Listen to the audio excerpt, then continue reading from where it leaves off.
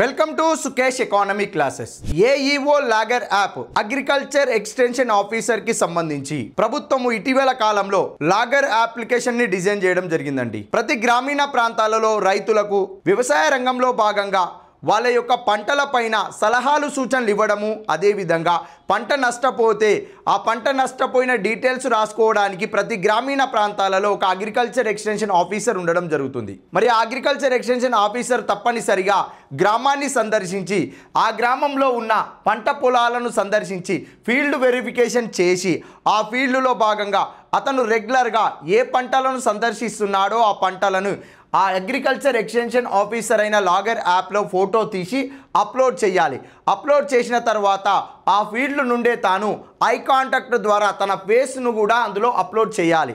Upload చేసిన వెంటనే దాని అగ్రికల్చర్ ఎక్స్టెన్షన్ ఆఫీసర్కి సంబంధించి అతను అప్లోడ్ చేసిన ఇమేజెస్ ఆ ఫీల్డ్కి సంబంధించి మొత్తం కూడా ద కంట్రోల్ సెంటర్ ద్వారా, అనగా ఏఈఓ లాగర్ యాప్కి సంబంధించిన కంట్రోల్ సెంటర్ విభాగము ఎప్పటికప్పుడు పర్యవేక్షిస్తూ ఉంటుంది.